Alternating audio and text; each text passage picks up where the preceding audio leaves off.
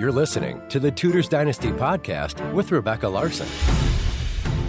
We all know that Elizabeth I died in 1603 and that James VI of Scotland succeeded her as James I of England. On this show, we've really only scratched the surface on this period in history. And today, what I really want to know more about is James's daughter, Elizabeth Stuart. You might know her as the Winter Queen, or the Queen of Bohemia, or maybe even the Queen of Hearts. Today, I am joined by Professor Dr. Nadine Akkerman, literary historian, author, and educator. Nadine's access to Elizabeth Stuart's original letters makes her the foremost authority on Elizabeth Stuart and the perfect guest for today's show. Nadine, welcome to the show. Thank you very much for having me. I'm really excited to talk about Elizabeth Stuart today because she's a figure from history that we haven't really covered on the show yet. And I'll just start with a quick little bio to get everybody up to date. She was the eldest daughter of James VI of Scotland and Anne of Denmark. And after the death of her namesake and godmother, Queen Elizabeth I in 1603, Elizabeth traveled south into England with her mother and her brother Henry. Now, I'm curious. I want to start out with this trip from Scotland to England. What would their experience have been like? Yes, that is an extraordinary moment when her father, James VI, has secured the succession of England. So he becomes James I of England as well. And they travel from Edinburgh, Scotland, to London. And I think, I'm actually pretty sure, but I'm the first in the biography to argue that she might have met her brother Henry for the very first time during that journey. And they had an extraordinary relationship, but they might not have met before simply because royal children were raised separately. This might be the first moment that brother and sister meet. That's quite extraordinary because she and Henry ended up having quite a close relationship, didn't they? Oh, yes, absolutely. And therefore, I think nobody has even sort of considered when they met, because it seems so normal to be raised with your brothers and sisters. But that wasn't royal custom. And they had a kind of joint court in England, which was quite, it was really the exception until her dad also sort of realized, actually, it's not wise to raise all my children and keep them in one basket. What if something happens? I need to actually keep them in separate courts. So if there is a plot and they manage to get to one child, they won't be able to get to another child. So there's also a safety measure to raise them separately later. But because of their separation, they corresponded. And that's also one of the reasons we, of course, know that they had such a close relationship. Because otherwise, if you meet face to face, there's no reason to actually record it. Then it will all be hearsay. But because they were separated, they exchanged these lovely, loving letters. And we see them talking about education. She was taught Italian, but had really wanted to learn Latin as well. And she sort of wrote to him saying, what if I taught you Italian, which he sort of failed in? Will you teach me Latin? And so they had a kind of agreement about exchange of knowledge as well, even at that early age. Now that you brought up the Latin thing, is it true that her father thought that Latin had the unfortunate effect of making women more cunning? I don't think so. There is this kind of story, and that's kind of hearsay, and that's always what is repeated. And hearsay often is the best story. But there's actually no real evidence that he would ever deny his children Latin, or his daughter. That's wonderful. It made me think of Thomas Howard, the third Duke of Norfolk, and how he had said of his daughter, Mary Howard, at one point that she was too wise for a woman. So I almost hoped that there was some connection between Mary Howard and Elizabeth there. But if it's hearsay, then we must set that aside for the moment. Yes, it derives from the Table Talk of King James, collected by Sir Thomas Overbury, actually an 18th century collection And there it is recorded that James was reported of having stated that Latin was only there to make women more learned and foxes tame, and that it had the same effect to make them both more cunning.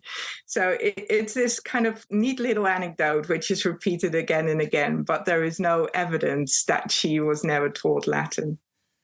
One of the things that happened shortly after their arrival in England was the gunpowder plot.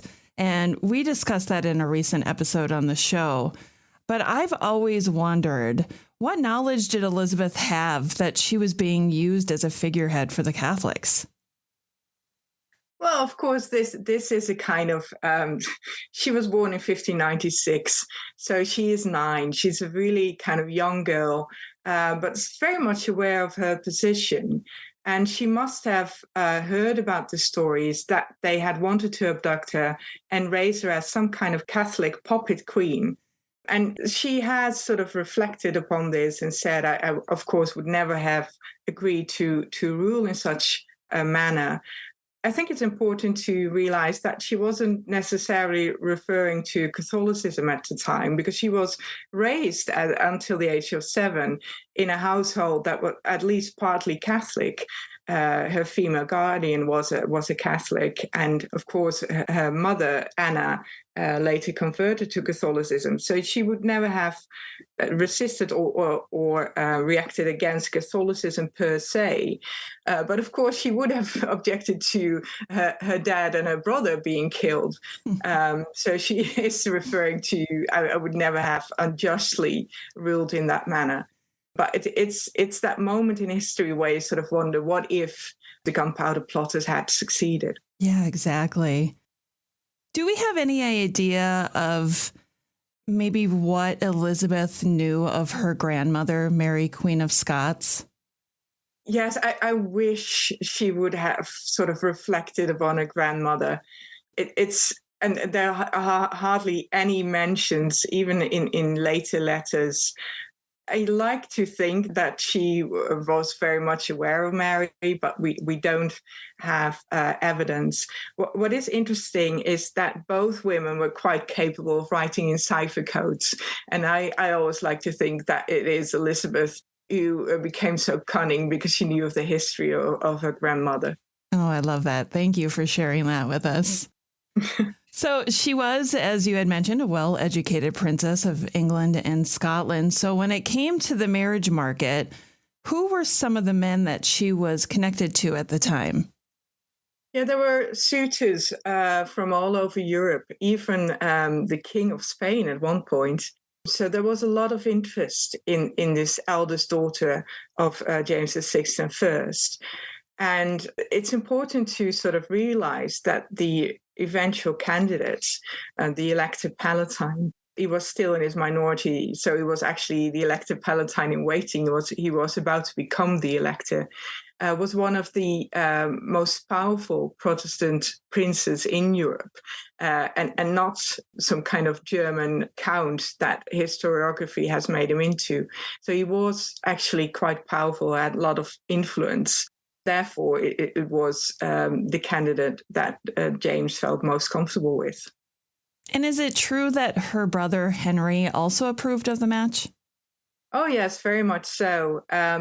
He, of course, shared the kind of similar militant Protestantism that she also embraced. So he very much approved of a Protestant candidate.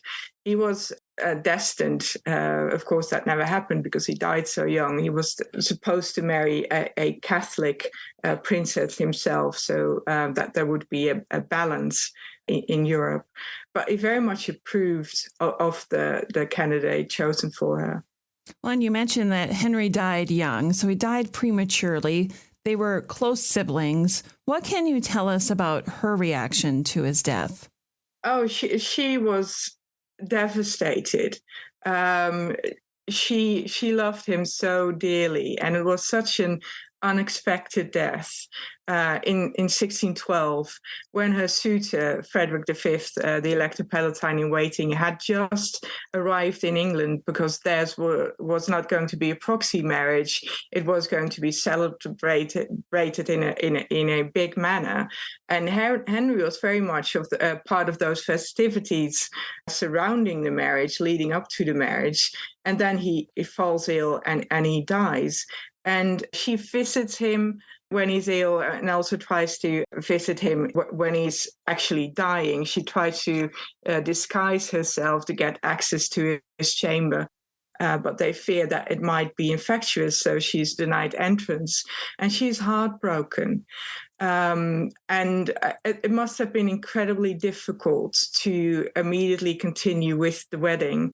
Her father actually didn't postpone the wedding, as a lot of people think. He brought it forward because there was a lot of kind of criticism. What if the heir of the crown can die so unexpectedly? What will happen next? You have her brother Charles, who later becomes Charles I, but he's quite sickly. So if the strong and sturdy Henry can die, then Charles can probably also die, people think. And then we only have Elizabeth left. So should we really allow her to marry this foreign prince and let her go to Germany? So there's a lot of kind of criticism at that moment. And James is afraid that the people might put a stop to the wedding. So that's why he brings it forward. So the wedding is a weird mixture of mourning and celebration. And that must have been incredibly difficult for her. I'm sure they were trying to move forward as a country as well, much like present day, I would think, with Queen Elizabeth II, with her passing and Charles coming forward. Let's move from mourning to celebration instead. Oh, yes. And that's, of course, always the case. But when I think it's of course, very different if a queen in her 90s dies or when a young kind of prince dies and not even having reached adulthood. So and they had put so much hope in Henry. So it must have been really difficult as a nation to look forward and to see what's next. That's a good point. So a husband was chosen for Elizabeth. Is it true that Anne of Denmark was against this choice, that she didn't want her daughter to be anything other than a queen? I doubt that very much. That is, again, sort of tied to this kind of idea that women, especially women who are a bit politically savvy, are so ambitious. I think she very much understood that Frederick V, the Elector Palatine, was one of the most powerful princes in Europe. Yes, he was a Protestant, and yes, she might have preferred the King of Spain, but she at that point was still thinking that her son would have a great match. When Henry then later dies, it changes a bit, and she isn't part of all the celebrations, but in the end, she still very much approved. And looking at Anna's ancestry, she also had connections to the Habsburgs family. So she wouldn't sort of disapprove of a Protestant match. It's just that she might have preferred the King of Spain. After Elizabeth and Frederick got married, where did they go? Well, they first went to the Dutch Republic to strike an alliance with the Dutch and show themselves as this Protestant power couple. So they had a kind of progress through the Dutch Republic. Frederick went ahead to Heidelberg to prepare her arrival there. She stayed on enjoying celebrations a bit longer, and then they moved to Heidelberg, the capital of the Lower Palatinate. What can you tell the listeners about what the process looked like for Frederick to become King of Bohemia? Yes, that of course happens much later. Much later, 5 years later, 5 to 6 years later. So they're married in 1613, and he accepts the crown of Bohemia in 1619. so they have this kind of very difficult marriage in the beginning. We must remember that both of these, Elizabeth and Frederick, were just 16-year-olds, and that this was a politically arranged marriage for political and dynastic reasons. Elizabeth didn't speak German. Frederick didn't speak English, so they spoke to each other in French. In Heidelberg, there was an interfering mother-in-law who was also still there in the beginning. This was a kind of difficult marriage. The first child is born quite quickly, but then it takes a couple of years. And Elizabeth very much has her own court in Germany, which is separate from her husband's court. But by the time that Frederick is offered the crown of Bohemia to go to Prague, they have become much closer. And although she didn't advise him to take on the crown, she very much supports him in it as a kind of dutiful wife.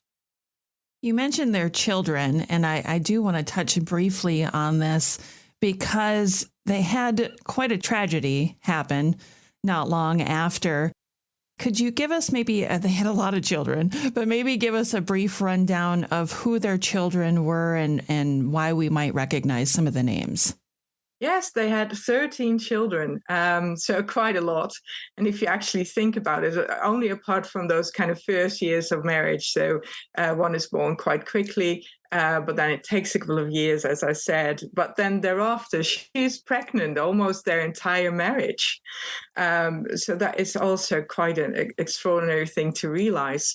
And the listeners might know of Rupert of the Rhine or Maurice, who fought in the kind of English civil wars as royalist commanders.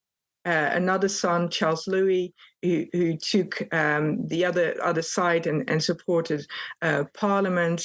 There's also the daughters, a daughter also called Elizabeth, who became a talented philosopher and mathematician and who corresponded with René Descartes. You have Louise Hollandine, who was a female artist and became the pupil of the painter Gerard van Honthorst. So all their children really deserve a biography of their own. So there's still a lot to be done there. Well, and one of the things that struck me while I was just doing a little bit of research before our conversation is that their eldest son died tragically. Can you tell us a little bit about what happened? Yeah, she loved him dearly. He was called Frederick Henry, of course, also named after her brother, who died around a similar age. It's a moment that is so difficult for Elizabeth because most of her children reach adulthood, so she is not even used to losing children. Like, for instance, her mother had been forced to get used to. She never had a miscarriage. She never had a stillborn.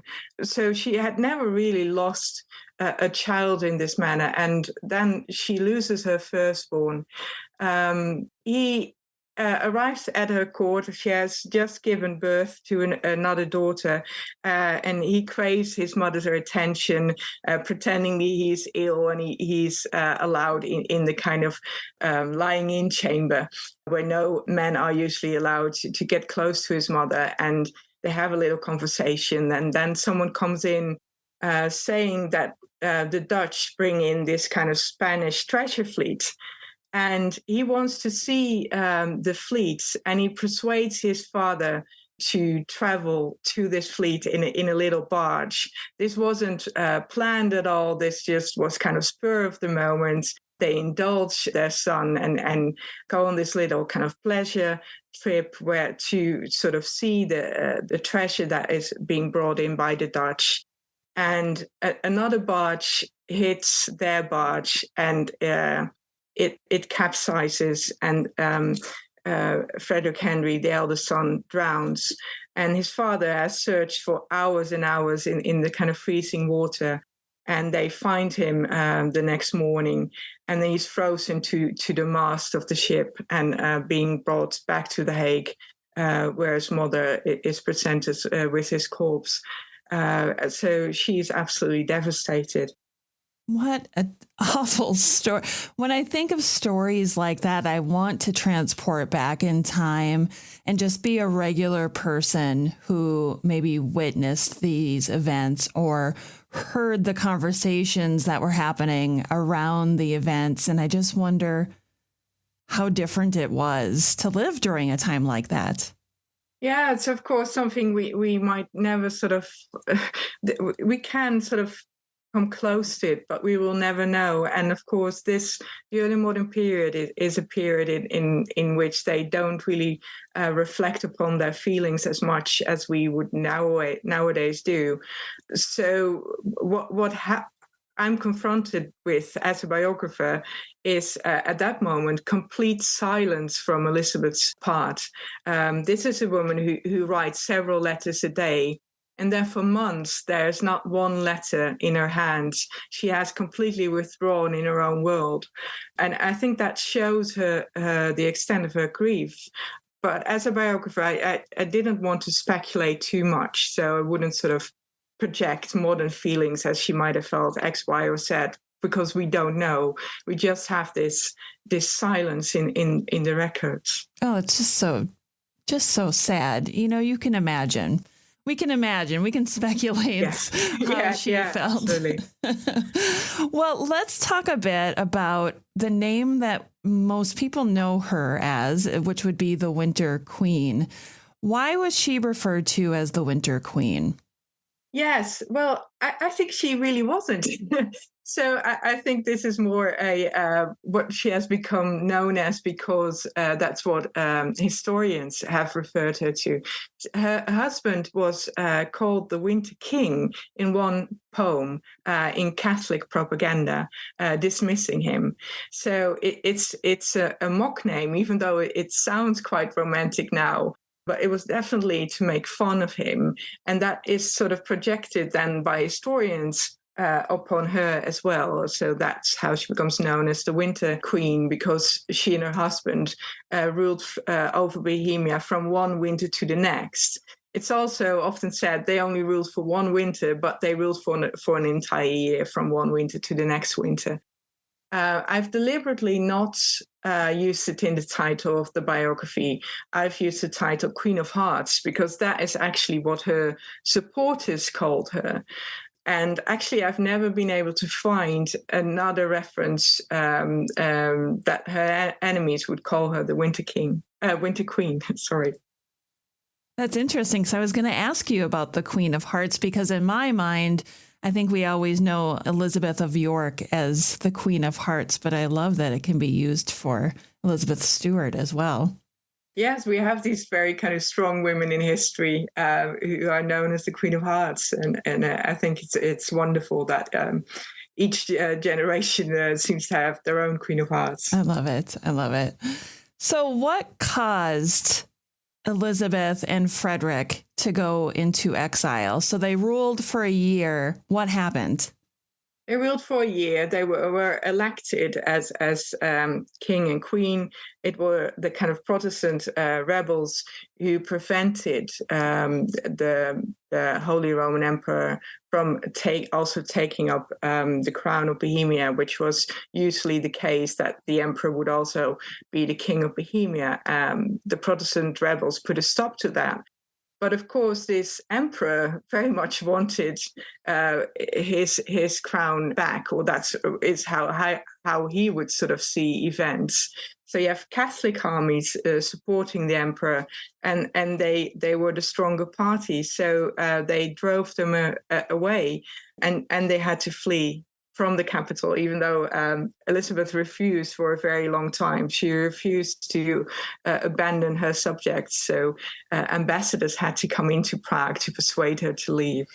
Oh, so during this time, let's put it into context with the timeline a little bit. At the time when they went into exile, what was happening in England? In England, we had a parliament had sort of opened. So James very much considered whether he should allow his daughter to return to England or not.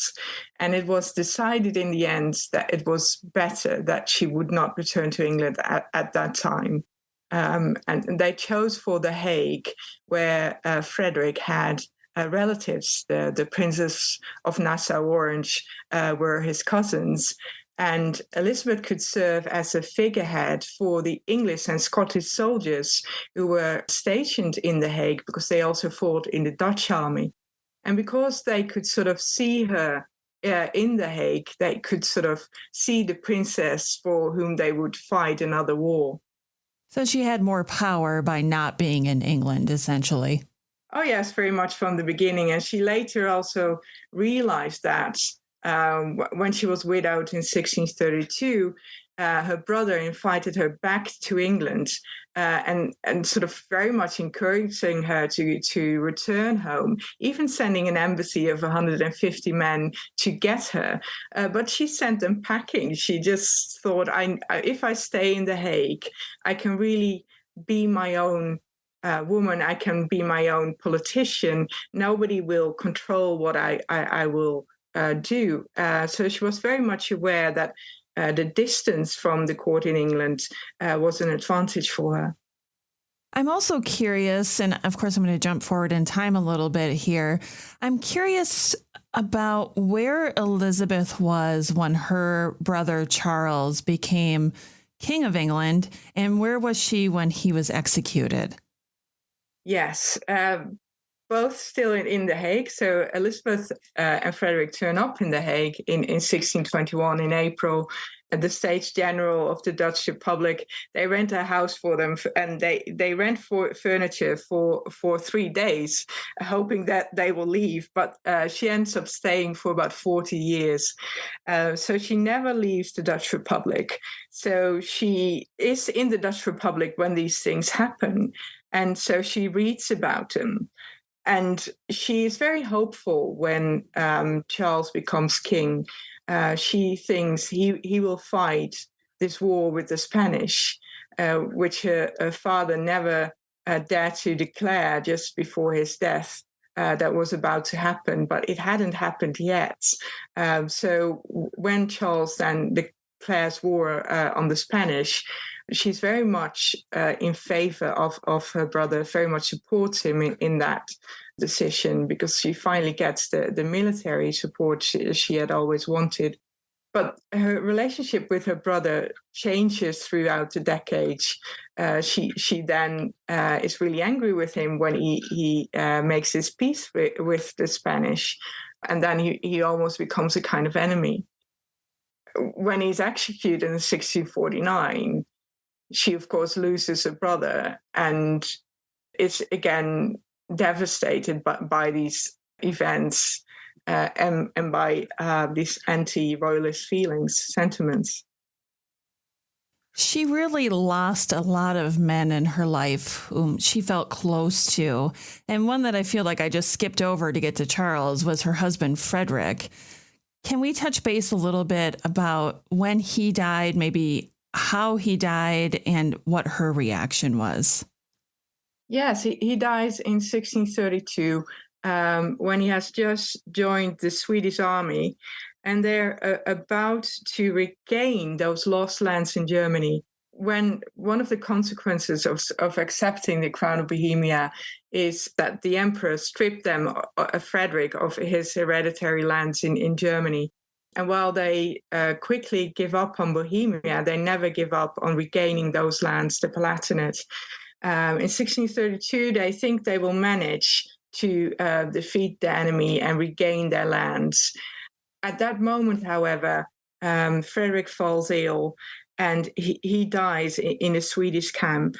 When she hears the news, and they try to keep this from her for about 10 days or so, but when she finally hears the news, she starts crying and then again falls silent, never speaks for weeks. And she turns her entire court into a place of mourning. She decorates it inside and outside her estate in The Hague in black velvet. And that is never removed. So that is also something people will have noticed when they would have visited The Hague. And she also, every letter she sends thereafter is dressed up as a mourning card. So she will use black seal wax and she etches her letters in black as well, to remind her correspondents that she was married to Frederick and that she is still mourning his loss. You had mentioned at the beginning that you had worked a lot with her correspondences, and I'm going to put you on the spot right now and ask you if there was one correspondence from Elizabeth that maybe struck you the most or affected you when you read it. Yes, there are so many letters, which is, and of course, I was amazed by the amount of letters I stumbled upon that nobody had ever looked at. When you sort of are sitting in an archive, you sometimes still see the sand that was used to dry the ink, which meant that nobody had really looked at these letters apart from me and the recipient. So it's a feeling of it's a feeling of voyeurism to work on correspondences in the first place, I think, because you're reading someone's private writings that you're really not supposed to be reading. So there's that kind of extraordinary feeling, and there is. I was quite surprised that she was so politically engaged. When I started researching Elizabeth, I thought because of all the kind of mythology around her that she would only write about plays and ballets and romances, as her granddaughter so famously put it. But she only wrote about military treatises and movements of armies. And so there was very little culture, which I had expected. She has extraordinary relationships with a lot of people, but one letter that struck me in particular is when she puts the Archbishop William Laud in his place.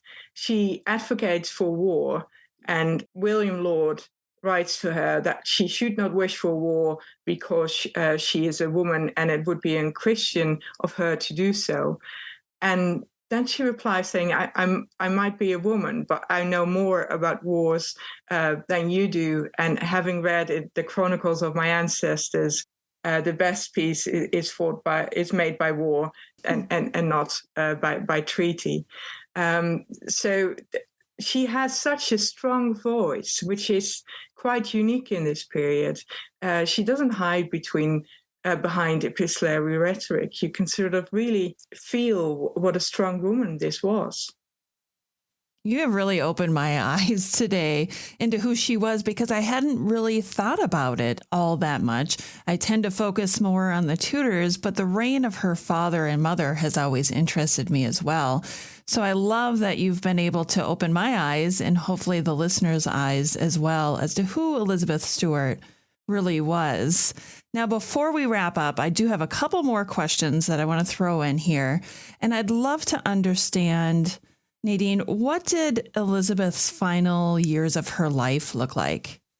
Yes, again, it's a different period.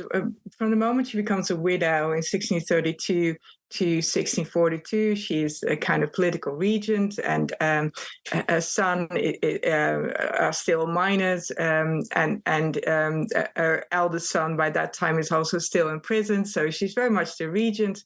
Once he reaches his majority, she takes a step back, still comments upon the political events, but then also struggles quite a lot because her son doesn't necessarily want the same things as she has fought for all these years. So, for instance, she always managed to not to accept a compromise. They offer her part of the Palatinate. The Palatinate consists of two parts, the upper and lower Palatinate. And she was offered part of it as early as 1636. She managed to say, no, I want all or nothing. And then her son, in 1648, with the Peace of Westphalia, is quite happy to get half, which, of course, she could have accepted years before. So she falls out with her son, and her son, Charles Louis, also denies his mother her income, her jointure, her income that she should have right to as a widow. So she falls out with Charles Louis, and there's an exchange of quite strong letters between them. And she has accumulated a lot of debt in The Hague. She refuses to leave the Dutch Republic before all her debts have been paid, or at least there is that promise at the Restoration that her nephew will take care of all the debts. And only then she returns to England in her final year of her life. Wait, she did return to England? Yeah, she did. She did. So after the Restoration, she hopes that she will get another invite, because as you mentioned, a lot of people have died by that time. So there's not much left for her. All her friends in The Hague have died. But her nephew, with whom she had quite a close relationship, Charles II, has been restored to the throne. So the royalist cause has also been fought. She had a kind of alternative Stuart court on the continent, which attracted loads of political and religious refugees during those civil wars. All of that is behind her, and she wants to return to England.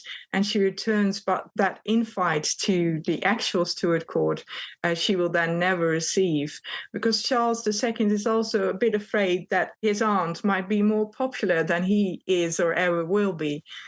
So she lives in a house rented by one of her friends, the Lord Craven, and she dies soon after.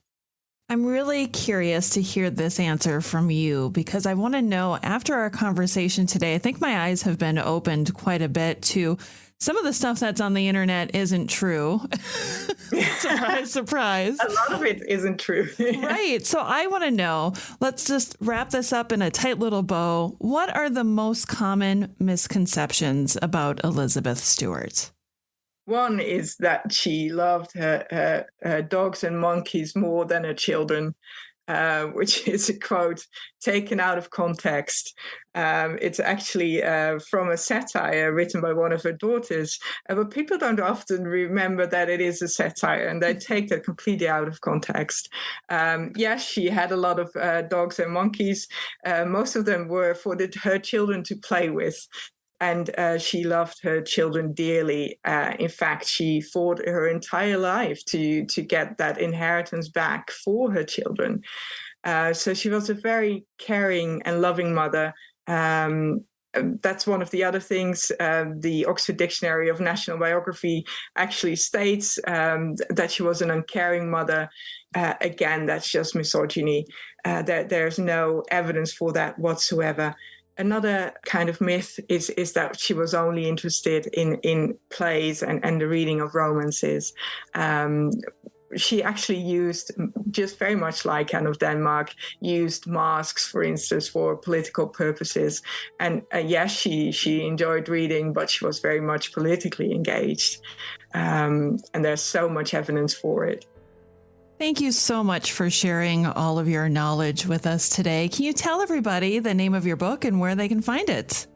It's Elizabeth Stuart, Queen of Hearts. It's published by Oxford University Press, and you could basically find it anywhere. Thank you so much for coming on the show today. Thank you so much. Thanks for listening to this episode of the Tudors Dynasty Podcast. You can follow and support the Tudors Dynasty Podcast on Facebook, Twitter, Instagram, and Patreon @Tudors Dynasty.